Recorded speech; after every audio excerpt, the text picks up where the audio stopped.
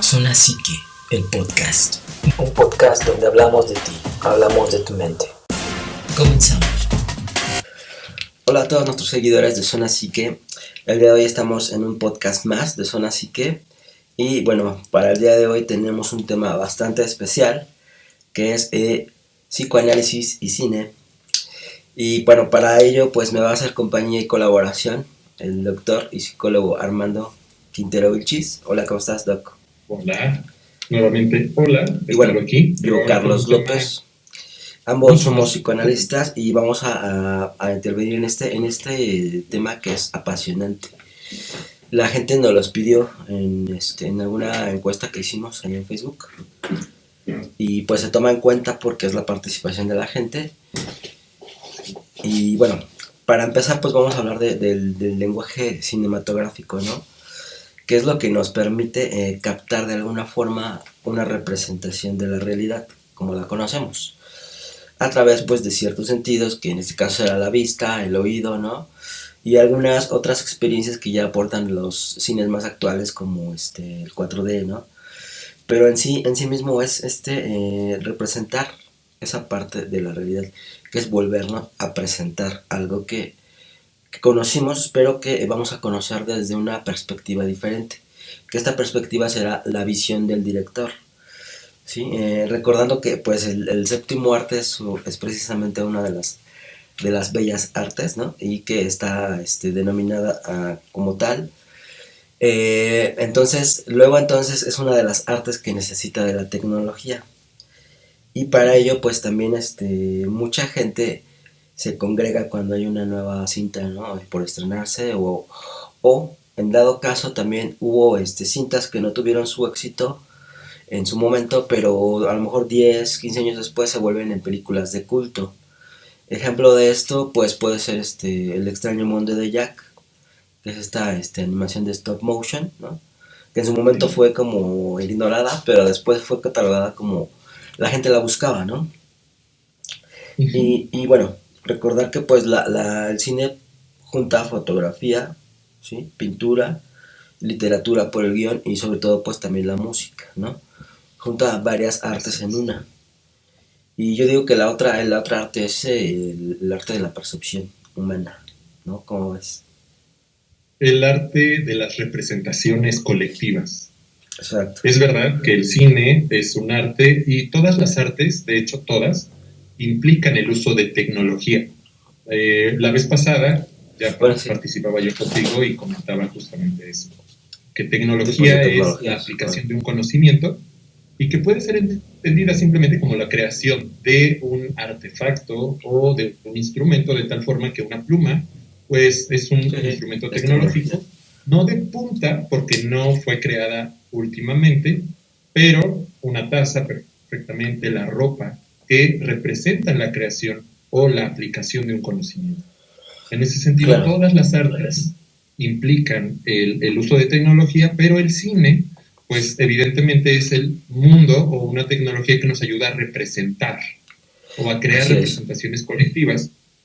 Y es verdad que el director puede transmitir una representación que originalmente es de los escritores.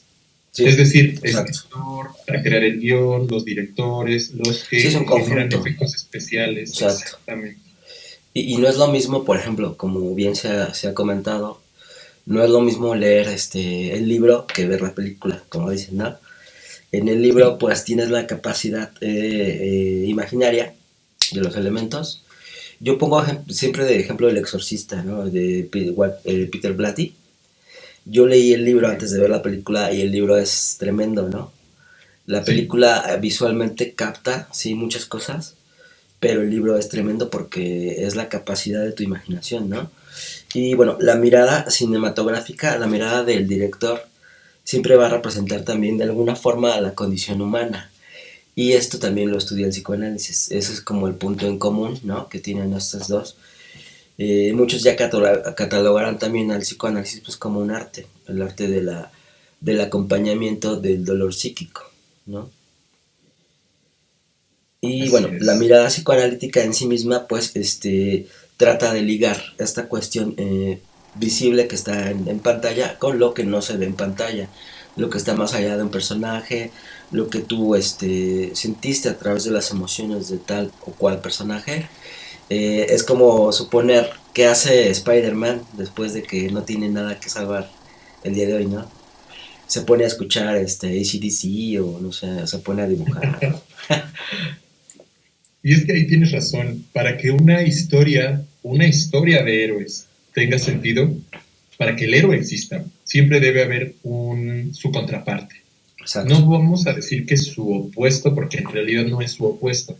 Su opuesto sería alguien sin poderes y sin sentido de vida. Ajá. En realidad, él necesita su complemento, es decir, el villano o el antihéroe, si quieres verlo como estas últimas tendencias. Como su némesis. Para poder, exactamente, su némesis.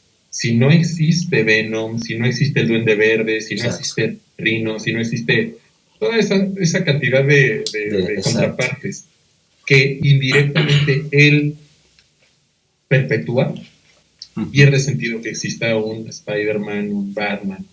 Yo menciono, y es que justo, no sé si va a alcanzar a verse, yo creo que no, yo creo que sí, el perfume. ¿Por qué menciono esta y por qué empiezo a hablar de esta?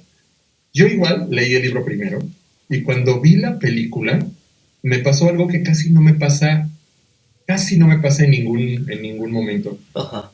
Ambas son idénticas.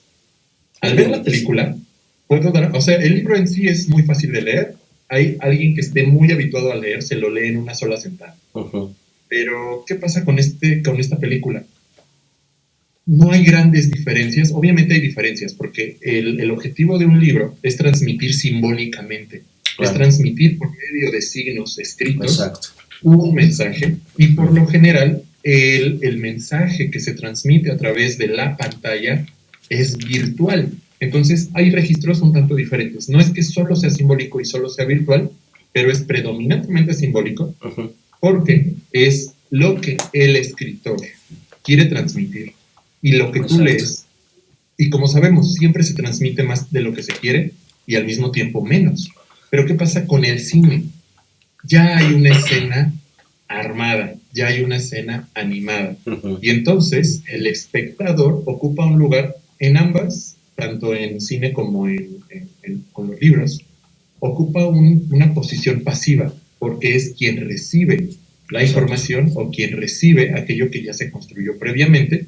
Pero sinceramente yo le voy más al cine, porque además de que es una construcción más compleja, al mismo tiempo permite en muchos casos poder incluso palpar, como mencionas, con el 4D, que ya puedes oler, sentir, moverte, y que te mete o que hace que se borre o que se difumine un poquito la diferencia entre el mundo físico, entre el mundo social, a el mundo virtual.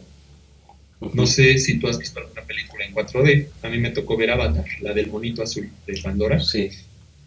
Y entonces uno está en el asiento y de repente se inclina, de repente sientes el golpecito, el airecito, y la experiencia se vuelve mucho más intensa. Pues sí, es más inmersivo. También ahorita me hiciste recordar con esta cuestión del villano, ¿no? Batman depende de que exista el Guasón, ¿no? En algún momento le dice, ¿qué harías si yo no estuviera? Dice, pues yo no existiría, ¿no? Le dice, prácticamente estamos unidos. Entonces, bueno, las películas hablan de lo humano y de lo irremediablemente humano, como es la muerte, ¿no? O como es en dado caso la pérdida, que es la condición humana que habla el psicoanálisis también, ¿no? Y sobre todo también hablan de lo inconsciente, algunas películas como surrealistas. Yo recuerdo alguna, por ejemplo, Luis Buñuel, ¿no? Los Olvidados. Que Aronofsky es otro, también, digamos, conocido director, el propio Tim Burton. Inclusive Jodorowsky también entra dentro de eso un poquito, ¿no? Sí, de hecho su cine me encanta. Su literatura no. Sí, no. Sí, a mí tampoco, pero de su cine sí hay algo de artista. De hecho, inclusive ahí te va algo que a lo mejor no sabías, pero el guión de El Quinto Elemento está basado en un cómic que hizo Jodorowsky. Sí, sinceramente no lo sabía. Entonces, sí tiene su parte creativa, muy artística, pero en cuestión de psicología y de textos, no, la verdad no se recomienda mucho. Pero bueno, aquí lo que nos captura es esa cuestión de cómo a través de una historia nos vamos reinterpretando de alguna forma. Y de hecho, bueno, los fotogramas, como sabemos, pues capturan la luz a través de 24 fotos por segundo, ¿no? Y esto hace al cerebro representar movimientos, ¿no? O sea, al cerebro de alguna forma lo engañamos, por así decirlo. Es verdad que incluso hubo en los 90 un programa que se llamaba 24 por segundo, que hablaba de las producciones de cine, y que entiendo que actualmente la mayoría de películas utiliza más fotogramas que 24 por segundo. Sí, actualmente ya 68, son más. 126. Por la calidad de las imágenes y todo, sí. Exactamente. Exacto. Y que de todos modos podemos entender que el funcionamiento básico siguen siendo imágenes que al superponerse una con otra dan la impresión de movimiento y evidentemente de una realidad en la que podemos ingresar. Así es. Y bueno, como te comentaba, pues en el cine hay mucho de psicoanálisis y lo que se trata de evitar es también como aplicar, hacer un psicoanálisis aplicado, muy básico, ¿no? Como decir, este personaje tiene complejo de Edipo, aquella tiene esto. No se trata de eso, sino se trata de dejarlo como lo más obvio, ¿no? Y ver más a la profundidad del personaje. Porque obviamente es un personaje ficticio, pero nos habla de una condición humana, que eso sí lo estudia el psicoanálisis. Muchos se confunden con esta cuestión de que cómo vas a analizar a un Batman, ¿no? Si no existe. Bueno, es que aquí vale la pena recordar que es una construcción humana y Exacto. como tal refleja Exacto. la realidad humana. Aquí a lo mejor hay personas que no están tan inmersas en esta parte del psicoanálisis, tal vez como tú o yo, pero es realidad que hay autores, por ejemplo, Jung, Carl Jung, que nos expresa la posibilidad, o junto con Freud, ¿no? Sí, con esto del germen que se hereda, bla, bla, bla. Pero Jung es quien consolida la idea de un inconsciente colectivo. Sí. Y Exacto. consolida la idea de que hay representaciones que, sin importar la cultura o el lugar o el momento histórico, son universales. Coinciden. Exactamente. Y algo que me hiciste recordar con Carlos Jung es él analizaba mucho las máscaras en todas las culturas, ¿no? Exactamente. Entonces, él habla de estos arquetipos o de estas representaciones universales, donde siempre hay un padre, una madre, donde siempre hay un bien y un mal. Un héroe, precisamente. Exactamente. La figura del héroe y la figura de la sombra o de la contraparte de este héroe. Y algo bien interesante, ahorita hablando de Carl Jung, que él decía que este arquetipo del héroe siempre acababa mal, ¿no? Era como que pagaba todas las culpas colectivas, por así decirlo, y que acababa de alguna forma mal. Hablando sobre todo de este tipo de representaciones, porque lo vamos a hablar desde representaciones, es verdad que el cine puede captar esta realidad, puede captar un poco de la esencia de la realidad inconsciente y de la realidad representada en las películas. Así es. Donde efectivamente el héroe, si es una realidad religiosa, llámese, o sea, a lo mejor un Jesucristo que debe pagar por los pecados de la humanidad, exacto, si es un Harry Potter que debe acabar exacto con un enemigo que él no creó. Y esa parte donde ves al héroe casi morir, ¿no? Dices, es cuando surge más la condición de humano que de Dios, ¿no? Justamente.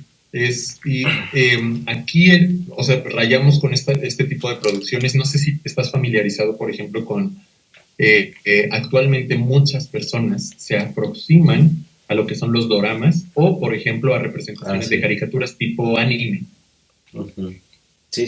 Y entonces hay una ahorita que se llama Jujutsu Kaisen, donde el héroe es un doble héroe. Es un héroe que es el que ya está consolidado, que ya es el más poderoso, que todos pronostican que él es el siguiente elegido. Y el héroe como de la serie, que es el niño, Ujú. que logra tolerar cargar internamente con un demonio, como Exacto. con un ente que de manifestarse pronosticaría el fin de la humanidad. Exacto. Sí, apenas la estoy viendo, ¿no? Pero tendría Ah, que sí, checarla ay, bien. qué bueno. No te es tan Eh, ajeno. no, bueno, es que sí me gusta el anime, pero a lo mejor yo soy como más de antaño, como de Evangelion, Death Note, ¿no? Es los que ya se consolidaron. Sí. Que de hecho, bueno, Vaya, todo esto de lo atractivo del héroe es que también tiene esta. Exacto. Tengo también toda la colección. perfecto. Y lo atractivo del héroe es que tiene esta como doble vida, ¿no? Que dices, yo por acá tengo un poder, pero ante el mundo soy un mortal, ¿no? El psicoanálisis puede dar justamente esta lectura porque si tú eres el héroe, si tú Carlos, si tú Armando, si tú Ana, si tú Alma, te consolidas como héroe o como líder, en automático dejas de ser parte de la comunidad, que es otra de las lecturas que desde el psicoanálisis hacemos. Sí. Si tú resaltas, en automático eres alguien distinto al grupo al que perteneces, y entonces el héroe, o el villano también, se vuelven o se viven obligados a ocultar esa parte especial, esa parte que los expulsaría en automático de la pertenencia al grupo, Ajá. porque constantemente también está este impulso de ser parte de la humanidad, de ser parte de la comunidad. O sea, siempre está empujando esto. Queremos ser únicos, queremos ser reconocidos, pero al mismo tiempo queremos formar parte de la comunidad. Sí. Y este héroe, para poder cumplir con su propósito, muchas veces debe dividirse o escindirse y tener la vida de héroe, de salvador o de villano, porque también es válido, o en las historias se muestra, porque hay cine donde casualmente como en El Guasón, el personaje principal es justamente no el héroe, no el que salva, sino el que recibe la consecuencia Claro. de la sociedad en la que vive, de las decisiones de otras Es como personas. un reflejo de la sociedad, como la parte patológica, ¿no? Del ser humano, representado ahí en el. La Sí, parte sintomática. así es. A mí Batman me gusta porque es un superhéroe que no tiene superpoderes, pero que tiene su intelecto y tiene su inteligencia, desarrolla artefactos, ¿no? Y aparte, bueno, tiende mucho a ocultarse en la oscuridad, ¿no? Es como una parte de él, ¿no? O sea, Es efectivamente ocultarse de diferentes maneras. exacto. No solamente ocultarse para proteger, entre comillas, sino ocultarse a sí mismo porque carga con una culpa Con muy la grande. culpa. Y Haber sobrevivido con sus padres.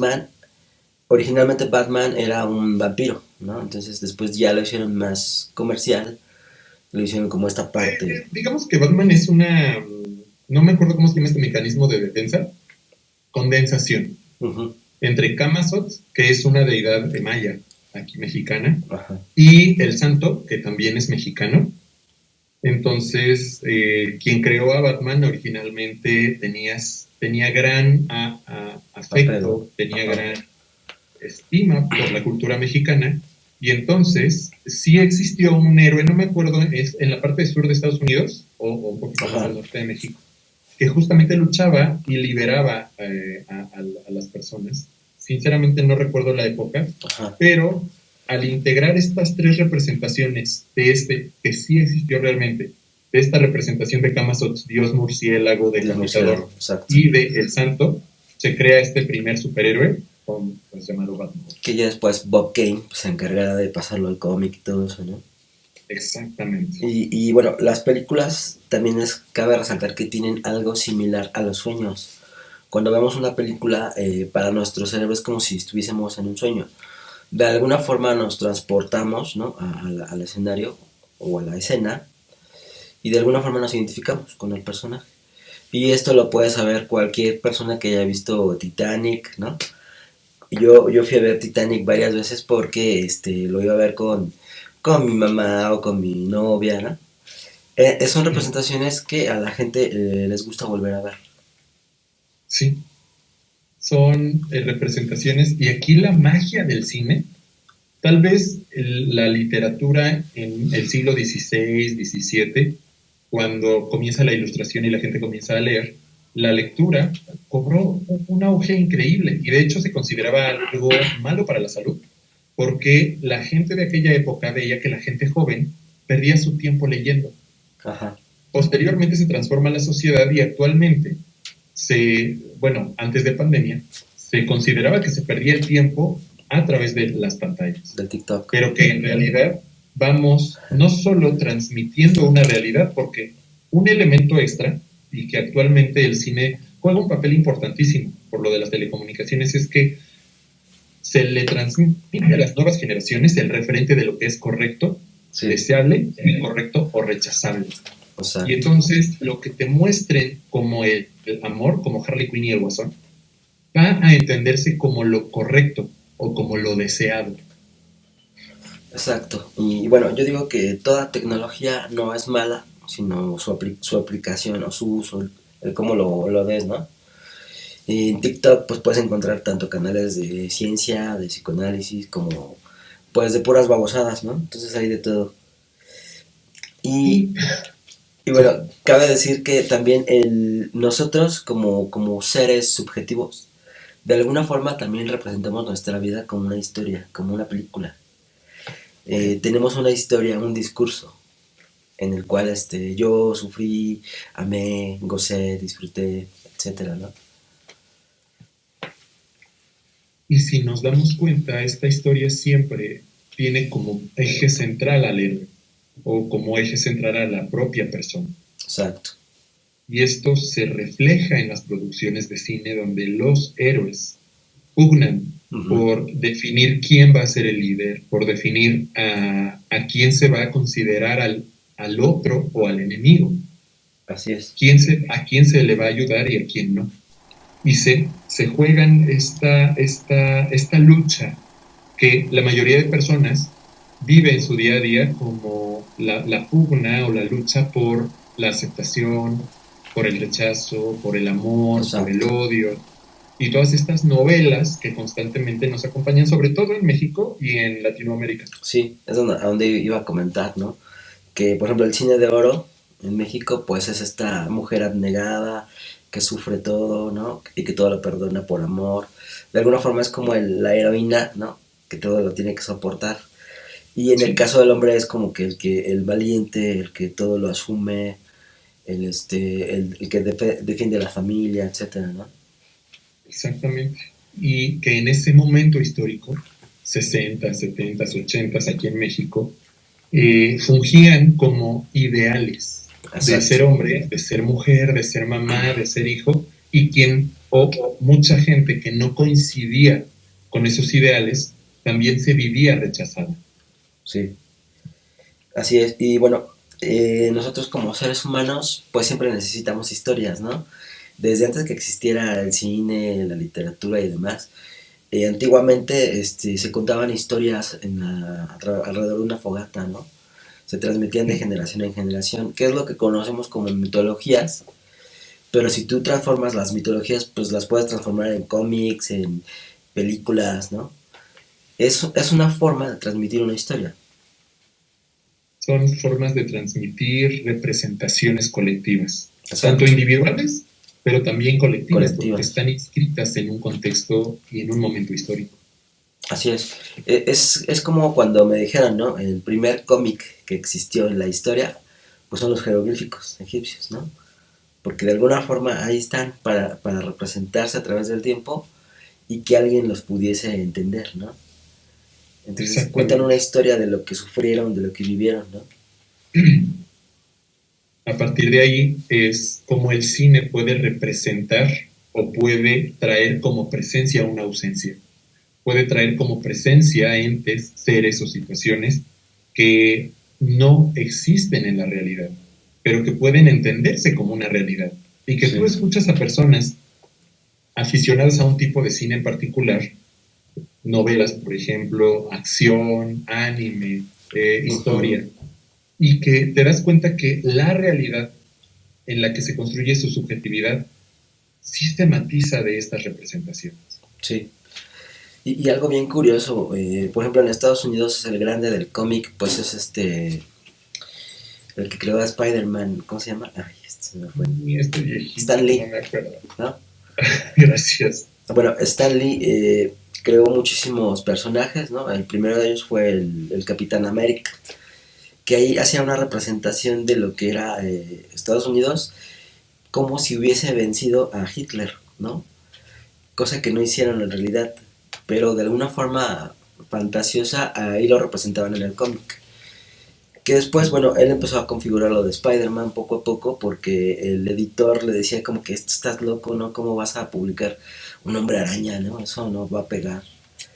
Y hoy conocemos que Spider-Man fue de las películas pioneras que aportó el cómic en el cine, ¿no? Sí, de hecho, vemos como la realidad social de una era moderna donde ser adulto era el ideal, donde ser Batman, donde ser el Capitán América o Superman, adultos, ya con las reglas sociales, ya con valores establecidos, pasa a una época donde ser adulto ya no es tan deseable y ser adolescente ahora es el centro de atención. Exacto. Donde surgen porque Spider-Man fue el primero, como que el síntoma o la señal de que la sociedad quería eso. Cambia de ideales. Ahora es ser joven, ser espontáneo, poder experimentar, poder bromear como el propio Spider-Man, que al enfrentarse a enemigos, o el propio Goku también. Ambos, cuando saben que van a ganar, bromean. Y Goku, cuando saben que no van a ganar, bueno, Spider-Man sigue bromeando, pero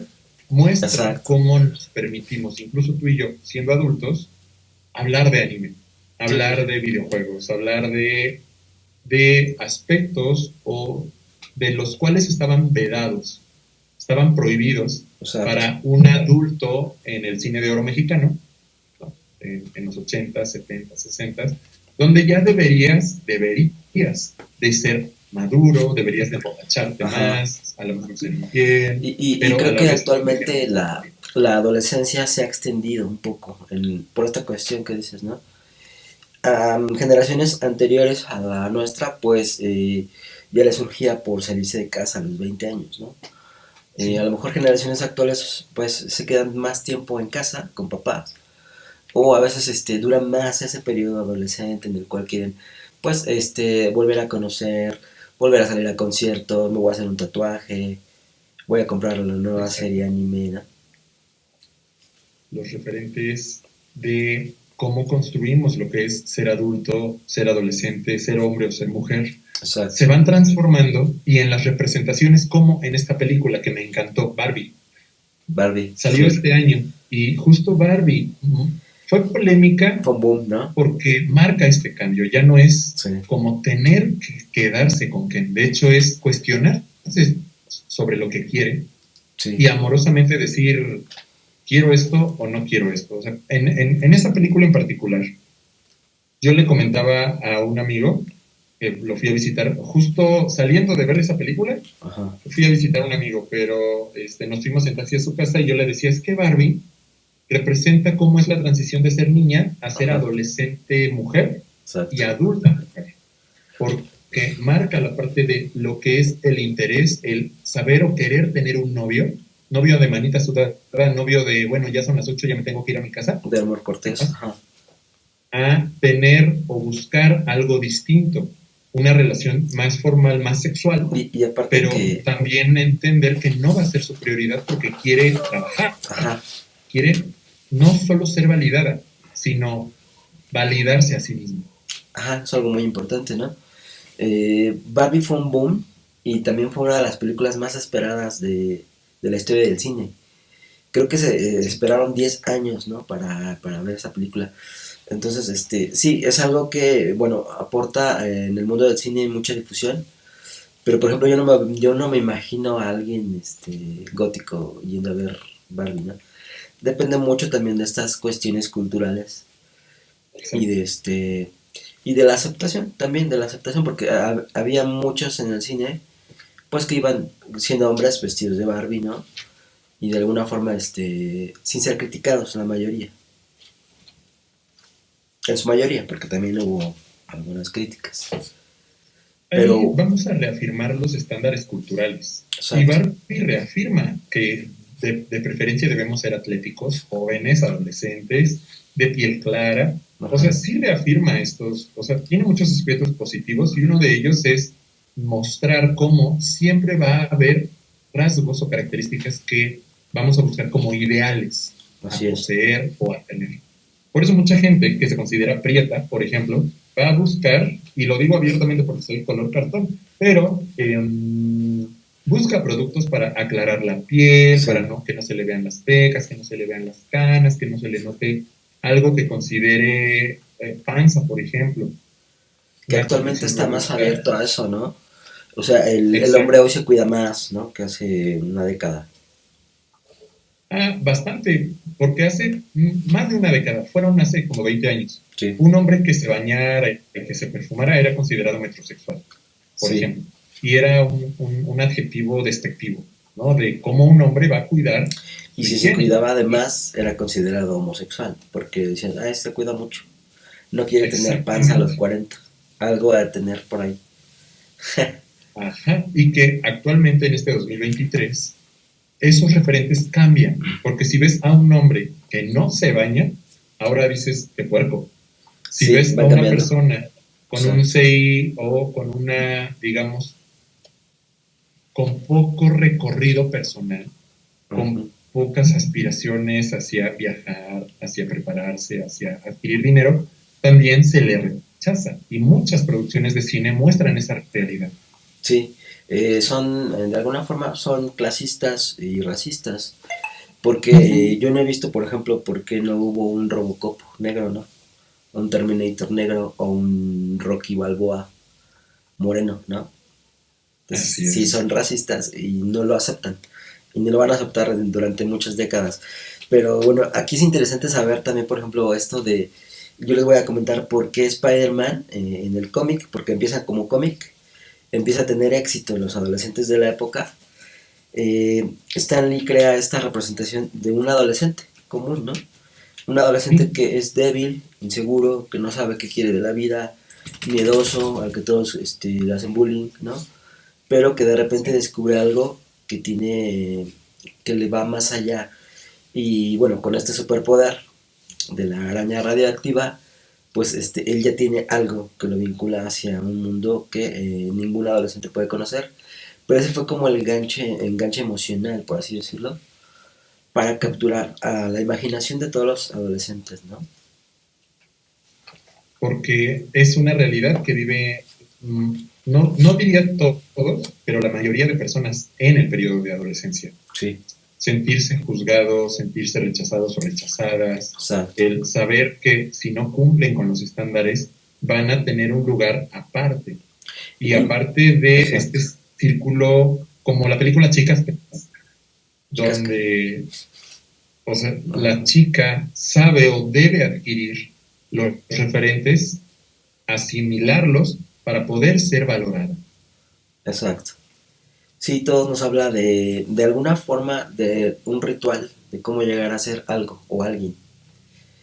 Y todas las sociedades, por ejemplo, sabemos que tienen su ritual, ritual para llegar a ser hombre, ¿no?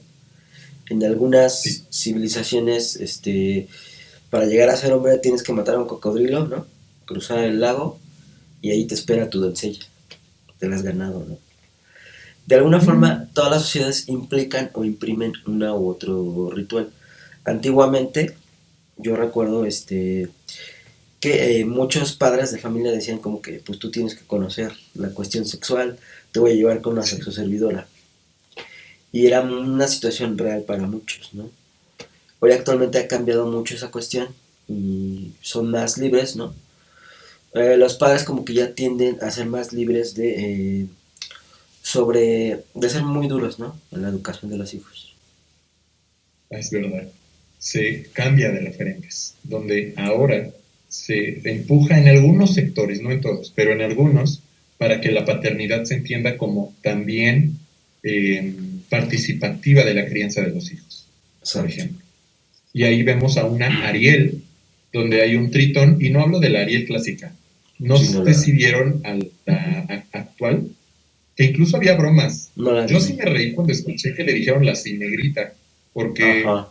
fue así de, vaya. No, pues es que hubo un Y montón de si te das memes. cuenta, Sí, la expectativa de una mujer güera, pelirroja, llama más la atención que de una mujer afroamericana o sí, sí. afromexicana o afro lo que sea, Exacto. y que no tuvo el éxito en taquilla que se esperaba. Sí, Pero quienes fueron a verla notan que hay una representación paterna más presente, donde sí, Tritón exacto. muestra que tiene más, donde le muestra a ella los porqués de sus temores, Ujú. ¿no? Donde hay una pugna no solo por el poder, porque Úrsula y él, siendo hermanos, bueno, él se queda el reino, bla, bla, bla, pero a la vez él muy, muy preocupado porque ella pueda tener una vida plena. Exacto. Sí, es interesante cómo va cambiando la paternidad a través de las décadas o de las generaciones y que ahora los padres están muy abiertos a estas cuestiones, ¿no? Más presentes con las hijas, ¿no? Antes era como que no, ni te acerques a mi hija. Eran cuestiones Ajá. más, ¿no? No sé si de cuidado o ellos o ellas como mamás creían que era un cuidado necesario, ¿no? Y Así es. bueno, nos quedan 2 minutos, pero yo ahorita en este corte voy a regresar a platicarles por qué en algunas películas la chica que viste de rojo es muy atractiva. Está Muy interesante, bien. ¿no? Lo que podemos hacer es despedirnos y nos vemos entonces a la brevedad. Sí, regresamos. Bueno, ya estamos de regreso en esta. Siempre se pone muy interesante, ¿no? Bueno, sí, me comentabas algo bien interesante en el corte, ¿no? Sobre. Estábamos hablando de Harry Potter, lo del héroe, Exacto. Jesucristo y demás, ¿no? Como te decía, a veces, aunque cortamos, justamente por cuestión de tiempo y nos vamos unos segundos o unos minutos digamos, al corto o no sé cómo se llama ese espacio, pues seguimos charlando y te comentaba eso, que usualmente en este tipo de producciones, usualmente el héroe se ve empujado o se ve obligado, o básicamente el deseo del héroe debe ser el de resolver la situación, que por lo general, y digo por lo general, no lo causó el propio héroe. Y el héroe no quiere ir tras, Frodo no quiere ir tras el anillo, Harry Potter no quiere enfrentar al malvado, Jesucristo no Exacto. quiere ser crucificado, ¿no? Así es, donde hay esta situación o esta escena prearmada para el héroe, donde debe de cumplir su misión. Es verdad, Frodo ni siquiera quiere salir de la comarca, simplemente llega Gandalf y le dice, tienes el anillo, pues ve y destrúyelo. Y entonces Ajá. toda la serie o una gran serie de acontecimientos Bueno, lo... pues eso es. Y me hiciste acordar de una escena en Troya donde hay un niño, ¿no? Que le está dando la armadura a Aquiles. Entonces, Y ¿qué le había dicho dice, él? yo no enfrentaría a musculoso porque pues me va a destrozar. Y él le dice, pues es que por esa razón de que yo sí lo enfrentaría, tu generación no va a ser recordada, ¿no? Y eso tomaba mucho en cuenta los griegos para incitar a los jóvenes a ser Sí, héroes, ¿no? A darlo todo por la comunidad, como tú dices, eh, por el colectivo, ¿no? Y era muy, muy de exactamente. moda, ¿sabes qué? A la muerte dale un cuerpo joven, pero siendo héroe. Eso era algo muy común en Grecia. Y que sigue siendo relativamente común, porque se transmite este mensaje de, para poder ser recordado o para dejar una huella en tu comunidad, vale la pena hacer cosas arriesgadas. Es decir, vale la pena salir de la comodidad para poder ocupar tu lugar de héroe. Y esto pasa en los superhéroes actualmente, los jóvenes titanes, el propio Spider-Man, como lo mencionábamos, Alicia en el País de las Maravillas, que en realidad es como una situación donde ella tiene que ir más allá, debe dejar Así de ser es. una niña, debe enfrentarse a la reina o al coraje de su mamá, Esa película, bueno, debe enfrentar, esa historia tiene muchos sí, simbolismos, ¿no? mucho, Que curiosamente mucho, fue creada por un matemático para su sí, hija, ¿no? Entonces, como era muy común en ese entonces leerles cuentos a los niños, él creó esta historia para su hija, precisamente Alicia. Entonces, tiene muchos simbolismos, cada quien connotará algunos, ¿no? Para mí simboliza a Alicia a través del espejo, ese espejo del mundo adulto, donde todo está al revés para ella, ¿no? Pero que tiene que tiene un deber ser, para entrar ahí, ¿no? Debe poder, al estilo lacaniano, saber cuál es su imagen o la imagen que se espera de ella para alienarse a esa imagen, para Exacto. hacer que su existencia coincida con esta expectativa, pero a diferencia de la Alicia que se veía empujada y obligada y torturada por el deber ser, pasa a una Alicia que lo hace maduramente, Exacto. que lo asume. Y algo bien Y ese curioso, es el paso regresivo. ajá, porque el primer personaje que ella ve tras el espejo es el conejo, pero este conejo siempre lleva un reloj, ¿no? Que para mí siempre ha simbolizado esa neurosis del mundo adulto, el tiempo, ¿no? Y el conejo solamente dice, me voy, se me hace tarde. Exacto, el sentir que no nos alcanza, y a veces es real, no nos alcanza el tiempo para hacer lo que tenemos que hacer, ganar dinero, ser exitosos, tener familia, Sí. Viajar aparte, estudiar, Todo eso. ¿no? Y que a veces es justo como este Todo conejo todo ansioso. lo que Sí. nos representa Facebook, ¿no? Exacto, las redes sociales en general, porque siempre vemos el éxito de todo el mundo, hasta de uno mismo. Sí. Uno mismo puede ver sus propias publicaciones de hace tiempo y dices, ay, ¿a poco? Así como, wow, qué exitoso soy. Sí. ¿Y tú qué piensas, por ejemplo, de esas personas que ponen su título así en Facebook? Al final, vale la pena entender desde dónde lo hacen, porque aquí, tanto las representaciones en el colectivo de las redes sociales como en el cine no obedecen a un solo propósito. Por ejemplo, a lo mejor eres el primer profesionista de toda tu familia, sí, y es verdad que no conoces a la mayoría de personas que va a ver esa publicación, pero también es verdad que puede ser el orgullo de, miren, esto que estoy consiguiendo y que pocas personas lo han conseguido, también puede ser algo narcisista de jajaja, miren, ¿no? Como pocos lo consiguen. Sí. Que de hecho Juan David Nacio dice que sí es un poco de narcisismo, ¿no? El mostrar todas esas cuestiones. Un narcisismo ya secundario, ¿no? Bueno, esta película, que de hecho fue creo que fue la última película que supervisó y dirigió Walt Disney como película animada, esta de Alicia en el País de las Maravillas. Se me hace muy interesante porque el segundo personaje que ella ve al entrar a ese reino es esta oruga que saca humo con las vocales, y curiosamente la oruga le hace una pregunta que la deja pues boquiabierta, porque le pregunta, ¿tú quién eres? Y ella dice, pues soy Alicia. Dice, no, ese es tu nombre, y yo te estoy preguntando quién eres, ¿no? Que es una cuestión inclusive hasta filosófica, ¿no? Es una cuestión paterna y materna, de hecho. Sí, tiene mucho que ver con el psicoanálisis.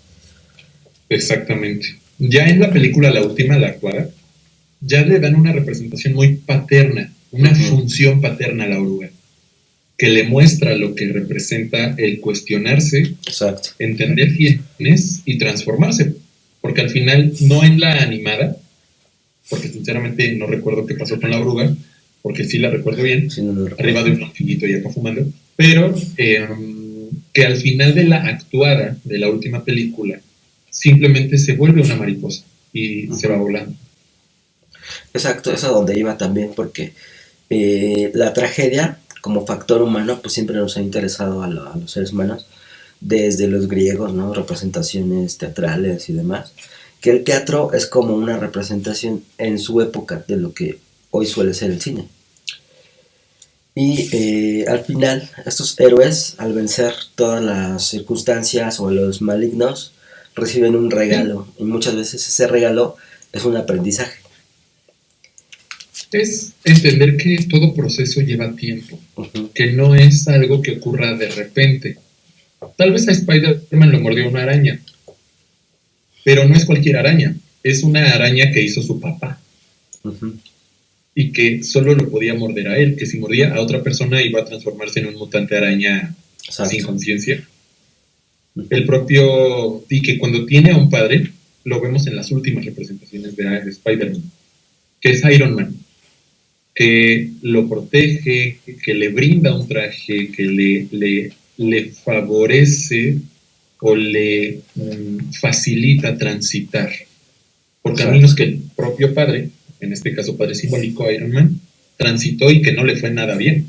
Ajá. Que casi se ahoga, que casi se congela, que se le rompe el traje, que un montón de situaciones, y que a Spider-Man, este último, porque también están sus alter egos, ¿no? Ya sabes, el meme de los Spider-Man señalándose, pero que ya no son la sombra, ya no son el opuesto, sino que son el complemento. Sí, y hay algo bien curioso en Spider-Man, ¿no? Desde el cómic, como esta sustancia que llega del universo, ¿no? Que es esta materia oscura, después se adhiere al cuerpo de este físico-culturista, pero después, bueno, la historia nos comenta que también se adhiere a Spider-Man, como si fuese un traje maligno, ¿no? Y de ahí, bueno, surge lo que ya sabemos como Venom, ¿no? Exactamente. Pero ese traje, curiosamente, o la representación del anillo en El Señor de los Anillos, representa como ese factor inconsciente, como esa cuestión de la sombra en la personalidad, ¿no? A manera de condensación, es decir, a manera de no una única representación, por ejemplo, el anillo o la piedra filosofal, por un lado es aquello que todo mundo desea poseer.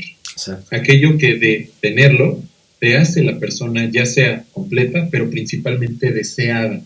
La que detenta el poder, la que controla a los demás, la persona bella, la persona inmortal, la persona... Depende de la historia, es lo que consigues. Exacto.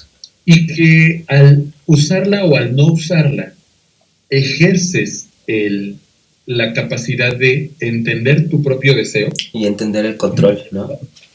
Exactamente. Porque ahí habla de libertad. Que lo traduciríamos como al control de los impulsos, de la pulsión, ¿no? Y no un control de dominarlos así, de tenerlos. Una película que me encanta en ese sentido es Cómo entrenar a tu dragón. A uno.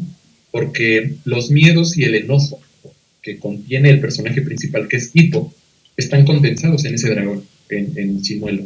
Y que en la medida en que lo va conociendo, en la medida en que lo va entendiendo, en la medida en que va teniendo contacto con él, no lo controla a manera de hipnosis o a manera de tenerlo amarrado y haz lo que yo quiera, claro, sino a manera de complemento, y es me subo en ti y ahora ya no solo camino, ahora puedo volar, ahora puedo escupir fuego, y que va transformando esas emociones que originalmente eran limitantes y que a su papá lo veía imposible de superar, como ahora parte de la comunidad.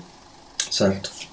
A mí me hace recordar esta cuestión de Naranja Mecánica, que pues también nos habla de esta cuestión de que Freud a su vez nos habló en el malestar de la cultura, ¿no?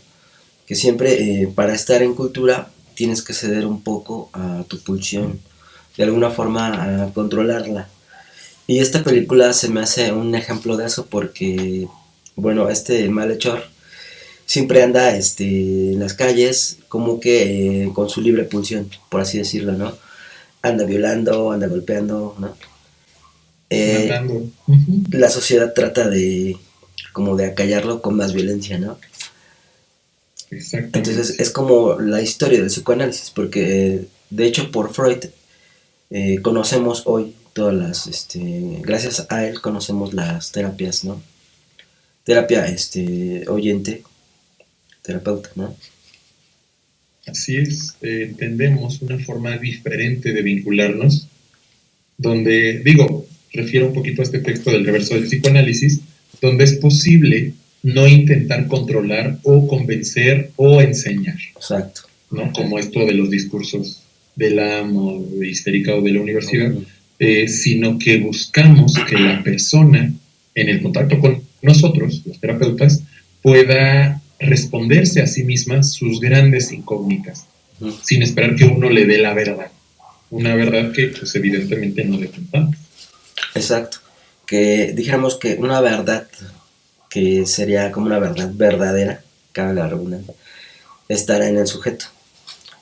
Ujú. pero gracias al terapeuta se hace posible el conocerse esa verdad, ¿no?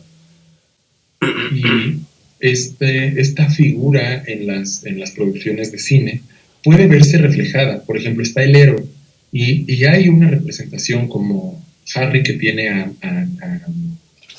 ¿cómo se llama al director? Ay, No sé si me recuerdo. de Hogwarts. Bueno, a este director que no le dice directamente qué hacer, Ajá. pero que en el propósito de cumplir su camino le indica qué, o sea, dónde puede encontrar, no sé, el espejo, el arma, la respuesta.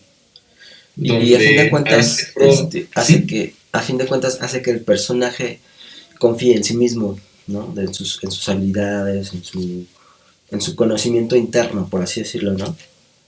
Exactamente, que defina su camino. Hay una producción, no es de cine como tal, pero sí está en una representación condensada. No sé si has visto el Avatar, pero no el azul, sino el último maestro aire, Sí, la estaba viendo, no la he terminado. Sí, es ¿no? Ah, interesante. donde el tío Airo, este señor viejito, sabio, tranquilo, que en ningún momento le indica a su sobrino, Ajá. ni al Avatar, porque lo encuentra también, no le dice hazlo allá para resolver, hace esto, no, sino lo confronta con su propia realidad, con aquello que desconoce de sí mismo, y en la medida en que el personaje, ya sea su sobrino, ya sea el propio Avatar o algún otro Ujú. personaje, entiende esas palabras, descubre su propio deseo y su propio Claro. camino. Así es, y es interesante también como en el cine se ha reflejado mucho la cuestión de la teoría psicoanalítica y mucho también del surrealismo, como te decía, hay películas que hablan de la enfermedad mental, ¿no? Yo ahorita recuerdo esta película que se llama Sin Escape, con Jack Nicholson, Mm, donde él está inmerso en un psiquiátrico, y resulta que él no estaba realmente loco, por así decirlo, no tenía algún patrón, pero simplemente la sociedad no lo quería, ¿no? exacto.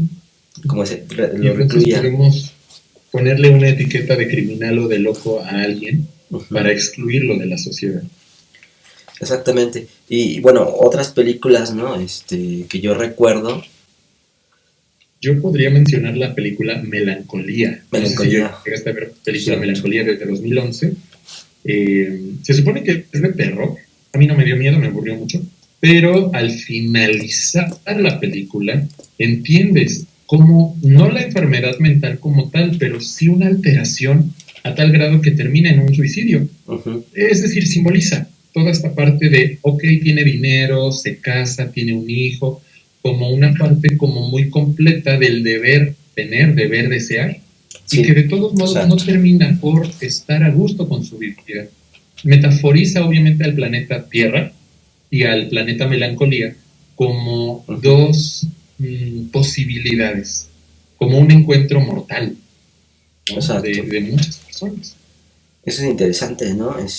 Yo recuerdo ahorita la de Inocencia Interrumpida, ¿no? Con Winona Ryder, Eso que está genial. también es genial esa película, porque a fin de cuentas todo lo que vive con sus amigas en el psiquiátrico le empiezan a dar a entender que todos tenemos algo, nadie es perfecto, ¿no? Y esto ya lo decía Freud, no ninguna persona está fuera de algún trauma, ¿no? De alguna forma. Y en esa Uh-huh. película se refleja mucho cómo ella, a través de entender esto, empieza a proyectarlo, a sublimarlo a través de la escritura, ¿no? Se vuelve escritora. Aquí una película más que tengo y que de mis películas de terror está en el top 3, tal vez es la más, es Ajá. El Incidente. Es mexicana y es del 2014, Eso no la he visto, la voy a ver. donde, sí, no sé si la has visto, No. ¿no?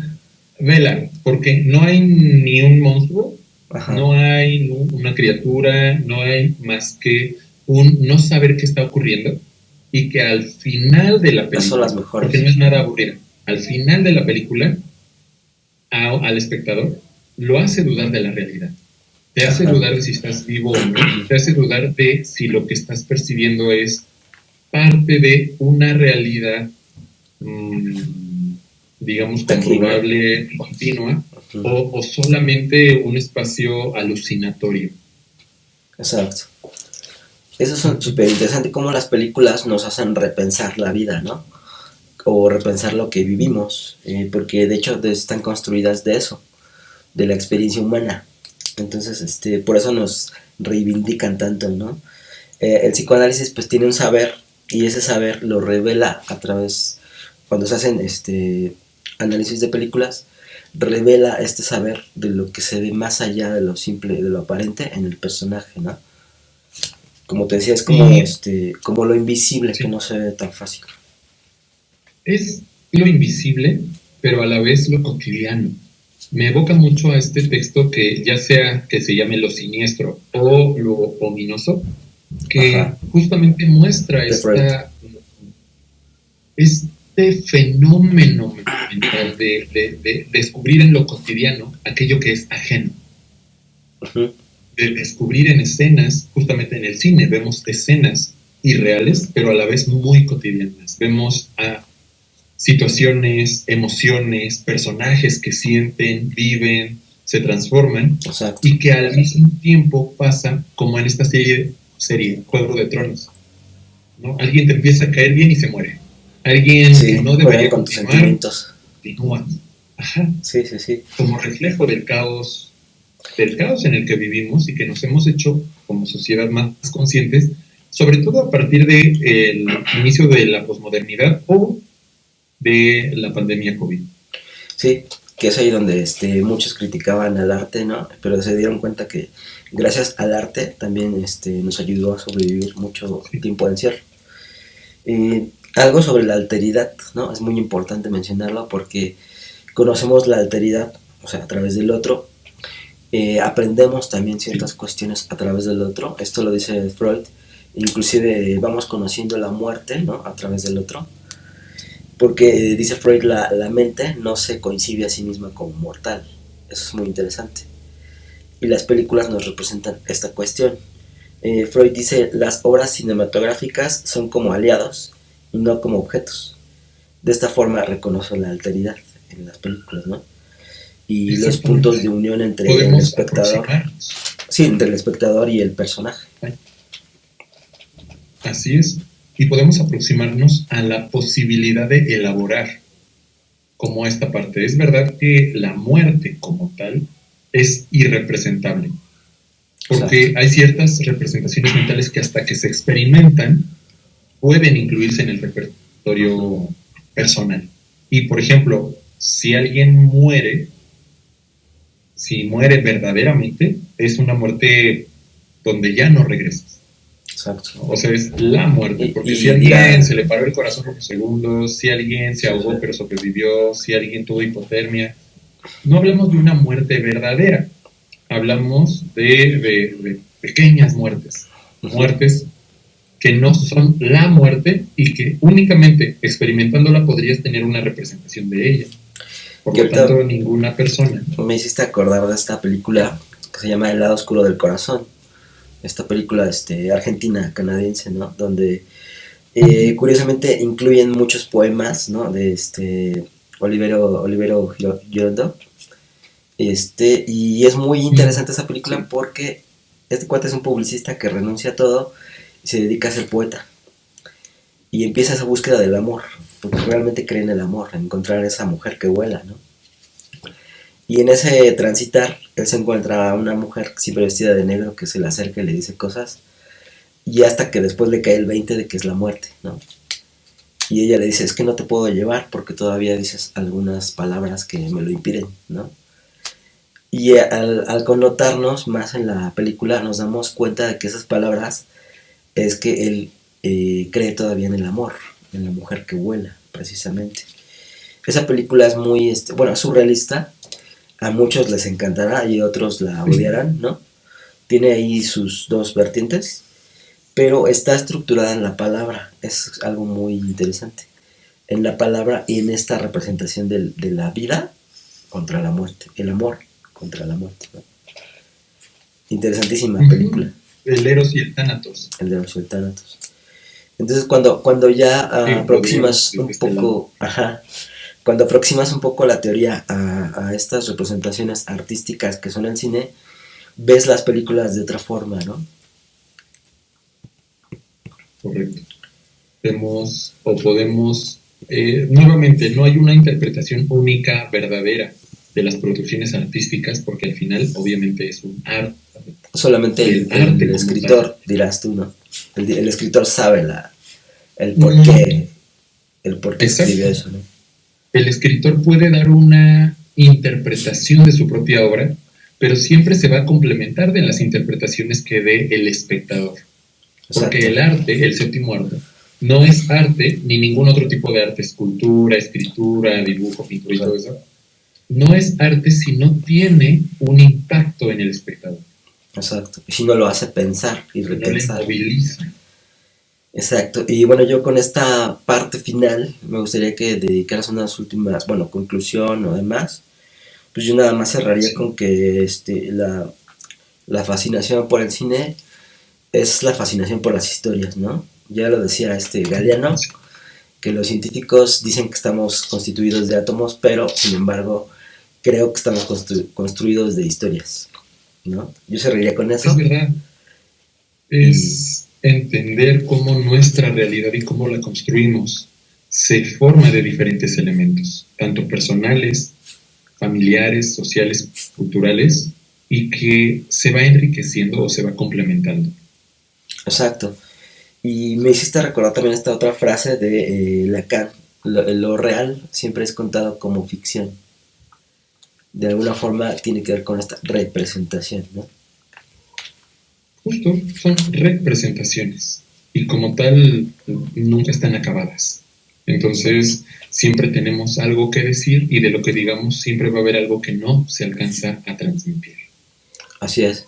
Y hay películas que, como te decía, fueron muy esperadas, otras que no tuvieron éxito en su momento, hasta después, ¿no?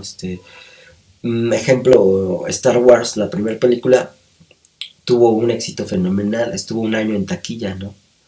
Barbie se tardó entre 9 y 10 años para ser expuesta, y considero que también tuvo un boom, tuvo su éxito. Muchas contrapartes, tuvo críticas, ¿no? Como todo, pero... y que eso es genial. Eso es genial porque nos da apertura. Tener contrapartes implicaría que no está generando ese efecto artístico, esa parte ominosa. Sí, es como la filosofía, ¿no? Si la filosofía no incomoda, entonces no sirve. Justo como el psicoanálisis. También.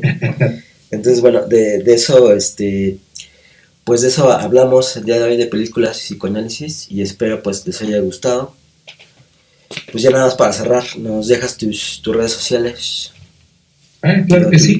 Bueno, para quien quiera contactarme de forma personal, sabe que puede encontrarme al WhatsApp 55 18 55 58 41. Y ya en cualquiera de las otras redes, Facebook, Insta, TikTok, SICArmando1, o sea, @SICArmando1 o Armando Quintero Vilchis, y sale, porque siempre está con mi cara.